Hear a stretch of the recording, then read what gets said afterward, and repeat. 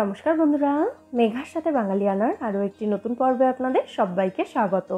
আজকের পর্বে আপনাদের সঙ্গে শেয়ার করছি দারুণ সুস্বাদু এবং মুচমুচে একটি জলখাবারের রেসিপি, যেটা সকালে অথবা সন্ধ্যের জলখাবারে আপনারা সার্ভ করতে পারেন। আর সবসময় বাড়িতে থাকা খুব সাধারণ দুটি উপকরণ সুজি এবং বেসন, প্রধানত এই দুটি উপকরণ ব্যবহার করেই কিন্তু এই জলখাবারটা আমি তৈরি করে দেখাবো। ভীষণ সহজ একটা রেসিপি।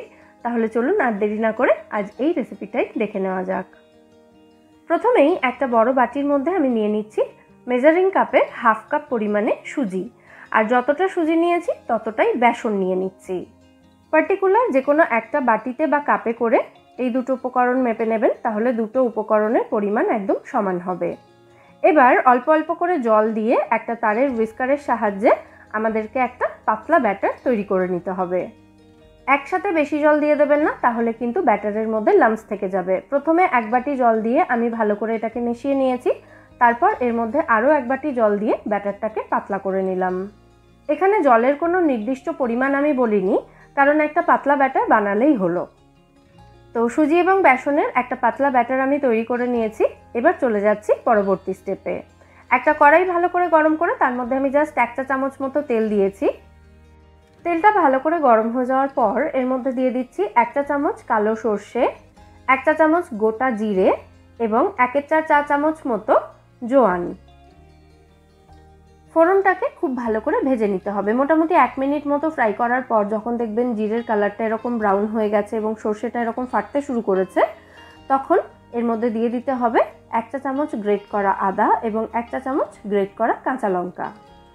কাঁচা লঙ্কাটা চাইলে আপনারা নিজেদের স্বাদ অনুযায়ী দিতে পারেন, আর বাচ্চাদের জন্য বানালে কাঁচা লঙ্কা স্কিপও করা যেতে পারে। আদার কাঁচা গন্ধ চলে যাওয়া পর্যন্ত সমস্ত উপকরণ ভেজে নিয়ে তারপর এর মধ্যে দিয়ে দিচ্ছি 1/4 চা চামচ মতো হলুদ গুঁড়ো, 1 চা চামচ মতো দিলাম ভাজা মশলা গুঁড়ো, গোটা জিরে, গোটা ধনে, শুকনো লঙ্কা এবং তেজপাতা শুকনো কড়াইতে ভালো করে ভেজে সেটাকে গুঁড়ো করে আমি এখানে 1 চামচ ব্যবহার করেছি। আর 1/4 চা চামচ মতো গরম মশলা গুঁড়ো দিলাম। তারপর সমস্ত উপকরণ 30 সেকেন্ড মতো নাড়াচাড়া করে নিচ্ছি। মশলাগুলো কিছুক্ষণ ভেজে নিয়ে তারপর সুজি এবং বেসনের ব্যাটারটা এর মধ্যে দিয়ে দিচ্ছি। ব্যাটারটা কড়াইতে দেওয়ার পর এটাকে কনস্ট্যান্ট নাড়াচাড়া করে ভালো করে মিশিয়ে দিতে হবে, তা না হলে কিন্তু এটা দলা পাকিয়ে যেতে পারে। মিডিয়াম টু হাই ফ্লেমে রেখে 2-3 মিনিট মতো এই মিশ্রণটাকে নাড়াচাড়া করলেই দেখবেন এটা ঘন হতে হতে আস্তে আস্তে এরকম টাইট হয়ে এসেছে।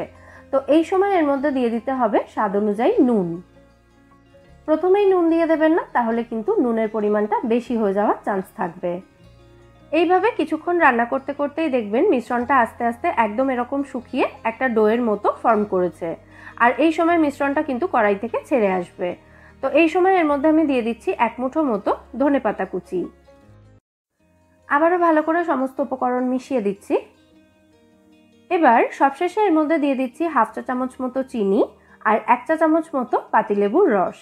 এতে এই জলখাবারটা কিন্তু দারুণ চটপাটা হবে। চিনিটা গলে যাওয়া পর্যন্ত আরও কিছুক্ষণ এটাকে নাড়াচাড়া করে নিলেই কিন্তু এই মিশ্রণটা একদম রেডি হয়ে যাবে। এবার গ্যাসের ফ্লেমটা অফ করে দিয়ে একটা ঘি মাখানো থালার মধ্যে আমি এই মিশ্রণটাকে নামিয়ে নিচ্ছি। মিশ্রণটা নামিয়ে নেওয়ার পর একটা খুন্তি বা স্প্যাচুলার সাহায্যে এভাবে চেপে চেপে মিশ্রণের ওপরের সারফেসটা একটু সমান করে দিয়েছি। তারপর এটাকে সামান্য একটু ঠান্ডা করে একটা ছুরি দিয়ে এই মিশ্রণটাকে বরফির শেপে কেটে নিচ্ছি। আমি এটাকে ডায়মন্ড শেপে কাটছি, তবে আপনারা নিজেদের পছন্দ মতো শেপে এটাকে কেটে নিতে পারেন।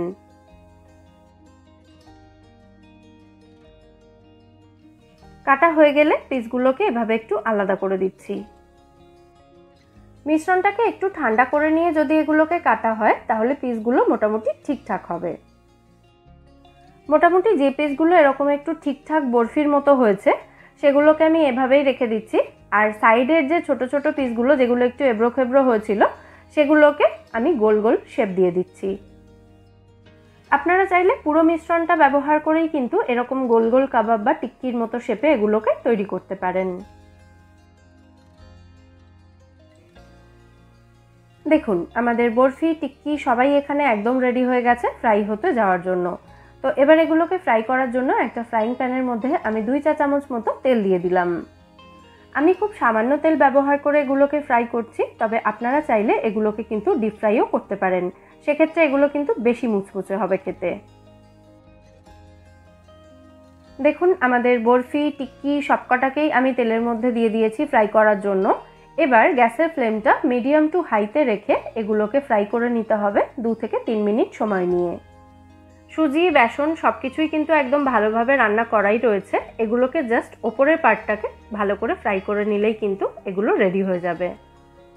বারবার এগুলোকে উল্টে দিয়ে দিয়ে দুপিঠ থেকে যতক্ষণ না সুন্দর গোল্ডেন ব্রাউন কালার আসছে ততক্ষণ পর্যন্ত এগুলোকে ফ্রাই করে নিতে হবে। প্রসেস দেখে অনেকেই হয়তো ভাবছেন অনেকক্ষণ সময় লাগবে এই জলখাবারটা তৈরি করতে, তবে সেরকম কিন্তু একেবারেই নয়, খুব তাড়াতাড়ি এই জলখাবারটা তৈরি হয়ে যায়। ব্যাস, আমাদের সুজি বেসনের বরফি এখানে একদম রেডি। এবার এগুলোকে আমি সার্ভ করে দিচ্ছি। দারুণ মুখরোচক এবং চটপটা একটা জলখাবার এটা। আশা করি আওয়াজ শুনেই বুঝতে পারছেন যে এটা কতটা মুচমুচে হয়েছে। পছন্দ মতো যে কোনো সস দিয়ে এই স্ন্যাক্সটা আপনারা সার্ভ করতে পারেন।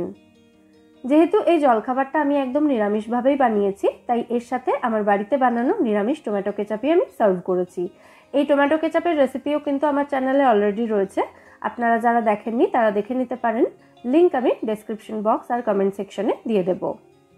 যাই হোক, আজকের এই সুজি বেসনের জলখাবারের রেসিপিটা কিন্তু আপনারা অবশ্যই বাড়িতে ট্রাই করবেন। খেতে অসাধারণ সুস্বাদু হয়, বাচ্চা থেকে বড় সকলেই কিন্তু ভীষণ পছন্দ করবেন এটা।